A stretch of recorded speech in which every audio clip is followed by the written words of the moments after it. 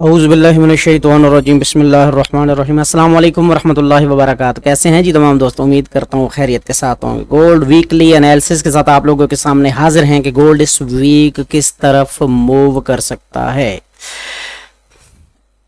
जिन लोगों ने चैनल को सब्सक्राइब नहीं किया उनसे गुजारिश है कि वो चैनल को सब्सक्राइब कर लें और कमेंट्स में अपनी राय का इज़हार ज़रूर किया करें।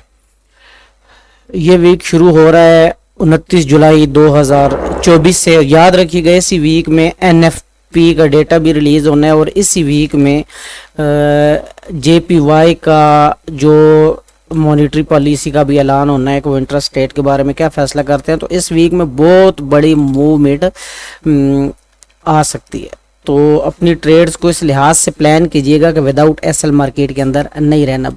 बगैर डिले के वीडियो शुरू करते हैं। सबसे पहले मेरे पास ओपन है गोल्ड का चार्ट और H4 का चार्ट मेरे पास ओपन है। तो H4 के चार्ट में अगर आपने जुम्मे को मेरी वीडियो देखी हो पिछली, तो उसमें मैंने बताया था कि मार्केट अपने बुलिश मोमेंटम को अभी तक बरकरार रखे हुए है, जो कि अभी भी लगता है कि मार्केट अभी बुलिश की तरफ मूव कर सकती है। लेकिन अगर स्मॉल टाइम के ऊपर अगर मैं इसको ट्रेंड लाइन यहाँ पे मार्क करता हूँ तो एक और इशारा जो यहाँ से मिलता है, मार्केट अपने इस एरिया के अंदर रहेगी। इस एरिया के अंदर मार्केट को रहना चाहिए। वो एरिया ये है 2404 ऊपर की तरफ रहेगा और डाउन की तरफ जो आपका एरिया रहेगा वो 2460 और ये एरिया कर लेते हैं। इस एरिया में मार्केट मूव करेगी, तो मार्केट को इस पीरियड के अंदर ही रहना है और इसके अंदर इसको मूव करना चाहिए। डॉलर इंडेक्स भी आपके सामने अभी मैं शेयर करता हूं, जो कि डाउन की तरफ आने का चांस है, तो ये मार्केट ऊपर की तरफ ब्रेक कर सकती है। ये लास्ट वीडियो में मैंने आपको यही बताया था कि आपने बुलिश की तरफ आपने ज़्यादा अपना ध्यान रखना है, क्योंकि मार्केट कंटिन्यू बुलिश की तरफ है। अपने लो को मार्केट किसी सूरत भी नहीं तोड़ रही। जब तक मार्केट अपनी ट्रेंड लाइन को ब्रेक नहीं करती, मार्केट का ट्रेंड बुलिश ही रहेगा। इसलिए आपने इस चीज़ पे लाजमी ध्यान रखना है कि आपने अपनी ट्रेड्स को कैसे मैनेज करना है। दूसरे नंबर पे मैं आपको एक चीज़ और बता दूं कि अगर मैं इसी को मैं अगर दोबारा अपने रिवर्स चैनल पे, जो 2 वीक पहले हमने एक वो प्लान किया था, बनाया था चैनल, तो अगर मैं इसके मुताबिक अगर मैं इसको देखता हूँ तो इसमें भी मार्केट अपनी सेंटर लाइन पे चल रही है। मार्केट अपनी ये सेंटर लाइन के अंदर चल रही है। अगर मार्केट सेंटर लाइन को भी टच करने के लिए जाती है तो फिर भी आपका ये जो एरिया सेंटर लाइन का बनेगा, ये आपका आके सेंटर लाइन का एरिया बनेगा 2407 का और 2405-6 का एरिया लाजमी बनेगा। जो मार्केट अगर अपनी सेंटर लाइन को भी जाके टच करती है ऊपर की तरफ, तो फिर मार्केट नीचे आ सकती है। अब करना यह है कि इस वीक के अंदर हम ट्रेड को कैसे प्लान कर सकते हैं। हमारा डाउन लेवल का जो एसएल रहेगा या टीपी रहेगा वो कौन सा रहेगा और टॉप लेवल पर मार्केट कहां तक जा सकती है, ये इस हफ्ते मार्केट टोटल किस पॉइंट पर मूव कर सकती है। तो यहाँ से एक सिंपल सा एनालिसिस करते हैं कि अगर हम इस ट्रेंड लाइन को यूं मार्क कर लेते हैं और अपने इस छोटे से एरिया को इस तरह मार्क कर लेते हैं, तो यहाँ से अगर हम देखें छोटे टाइम के अंदर, छोटे टाइम मीन के जो वक्त गुजरा हुआ है, H4 का चार्ट मेरे पास ओपन है, तो इसमें मार्केट क्या बिहेव कर सकती है। मैं चार्ट को थोड़ा सा जूम कर लेता हूँ। इसमें आप देखेंगे कि मार्केट यहाँ से उठती है और अपना इस एरिया तक ये अभी तक का इसने हाई लगाया हुआ है। तो इसका मतलब क्या हुआ कि मार्केट अपना ये एरिया 2400, 2372 और 2370 के एरिया से मार्केट उठ सकती है। ये 79 का एरिया, तो यहाँ से मार्केट डाउन अगर आती है तो इस एरिया में आएगी और फिर यहाँ से ऊपर की तरफ मूव होके, तो जिस तरफ ये चैनल को ब्रेक करेगी, लाइन को ब्रेक करेगी, अगर नीचे ब्रेक करती है तो नीचे आ जाएगी और अगर ऊपर की तरफ ब्रेक करती है तो फिर ये ऊपर की तरफ निकल सकती है। ये आपने अपने पास ड्रा कर लेना है, उसके बाद आपको ये अंदाज़ा हो जाएगा कि मार्केट को जाना किस तरफ है। तो जहाँ पर हम सिग्नल की बात यहाँ पर करते हैं तो फिर हमें क्या करना चाहिए इस सूरत में कि मैं इस ड्राइंग को रिमूव कर लेता हूँ। जिस तरह मैंने अभी आपको बताया है कि आपने जो बाई ट्रेस करनी है वो 77 से ये एरिया आप करेगा, यहाँ से आप बाई की ट्रेस प्लेस करेंगे। ये जैसे ही आपको 70 और 69 का एरिया मिले आप यहाँ से बाई करेंगे और आपको जो SL रहेगा वो 60 ही रहेगा, ठीक है। और ये पूरे वीक के लिए SL इसका 60 रहेगा। अगर पूरी वीक के लिए आप ऐसा 60 करते हैं तो मार्केट अगर इस एरिया को ब्रेक करती है ऊपर की तरफ तो आपका जो टारगेट रहेगा वो 2450, इस पूरे वीक के अंदर आपका 2450 तकरीबन ये लग ही जाना है। जो आपका फर्स्ट स्टेप रहेगा वो 28 से 30 का एरिया रहेगा और 2450 आपका दूसरा रहेगा। उम्मीद करता हूँ यहाँ तक चीज़ें अच्छी खासी समझ आ गई होंगी।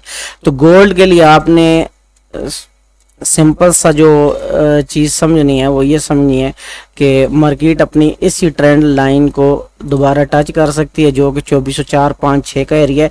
तो ऐसा अगर आपने रखना है तो 2410 के ऊपर आपने रखना है। जैसे मार्केट 2404-5 के एरिया को ब्रेक करती है तो मार्केट दोबारा अपने हाई की तरफ जा सकती है। और अगर मार्केट इस एरिया में जाती है 2410, 11 और 12 के SL के साथ आप वापस सेल की तरफ अपना रख सकते हैं कि मार्केट सेल आएगी।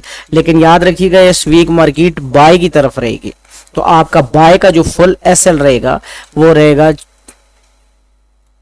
ये वाला एरिया, ये 2454-50 ये एरिया आपने बाय के लिए रखना है। जिस तरह मैंने आपको शुरू में बताया 60 3-4 पॉइंट नीचे और जहाँ को मसला मेरा ख्याल है नहीं होना चाहिए। तो फुल आपका SL इस पूरे वीक में 2350, 54, 60 ये एरिया रहेगा $7-8 का और TP आपका रहेगा 2550। अब हम चलते हैं DXY के ऊपर। DXY में हम जाकर देखते हैं कि DXY हमें किस तरह की अपॉर्चुनिटी दे रहा है। DXY में हम जाकर देखते हैं तो DXY भी कंप्लीट डाउन ट्रेंड की तरफ है। तो जब DXY डाउन ट्रेंड की तरफ है तो फिर मार्केट को गोल्ड मार्केट को बाय जाने से कोई चीज़ मेरा नहीं ख्याल रोक सकती है। यहाँ पे एक थोड़ा सा है DXY में कि मार्केट अपने एक हेड एंड शोल्डर पैटर्न की तरफ मूव कर रही है। ये इसने शोल्डर बनाया है और अगर वापस अपने ऊपर की तरफ जाती है तो मार्केट गोल्ड की डाउन आ सकती है। लेकिन अगर डाउन आती भी है तो आपको SL बता दिया गया है कि 2360 के SL के साथ आपने बाय की तरफ ध्यान रखना है।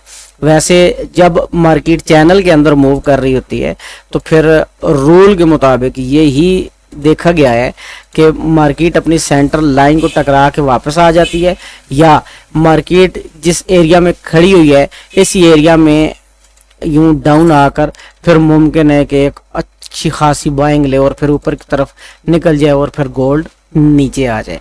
तो ये मार्केट ओपन होगी, न्यूज़ आएंगी तो फिर उसके बाद हमें पता लग जाएगा कि हमने किस तरफ बैठना है।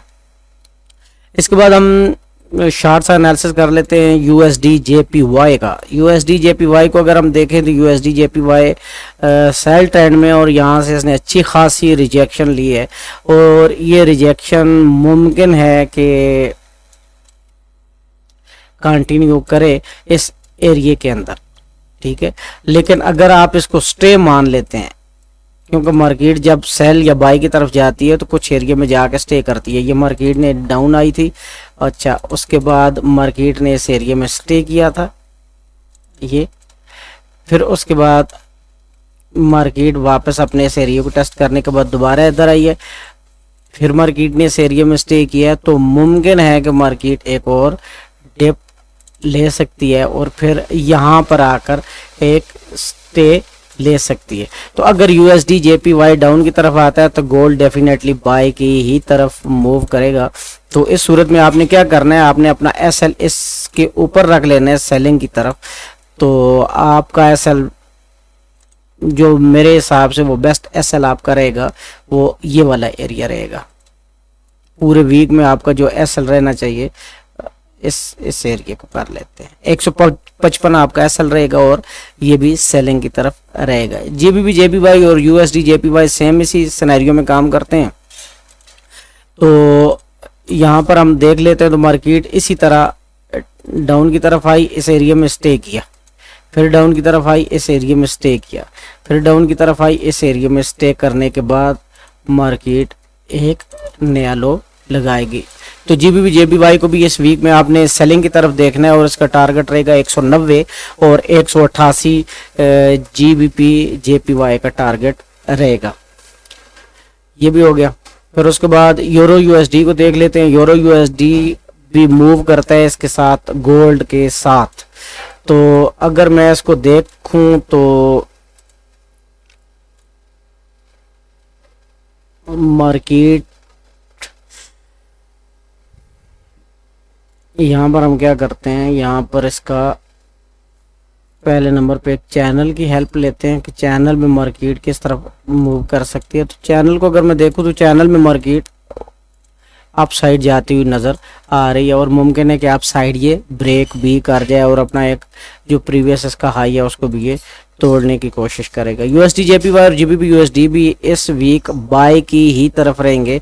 तो प्रीवियस डे की जो कैंडल रहेगी उसके लो पर आप एसएल रख के यूएसडी जेपी इसको जीबीपी यूएसडी और यूरो यूएसडी को बाय कर सकते हैं।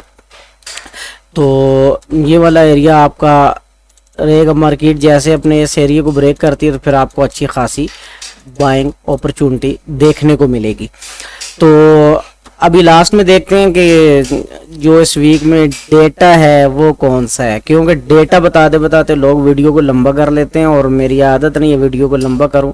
तो यहाँ पे शॉर्ट मैं आपको कुछ चीज़ें बता दूं कि सबसे पहले मंगल को डेटा है, यूरो का भी है और यूएसडी का भी है।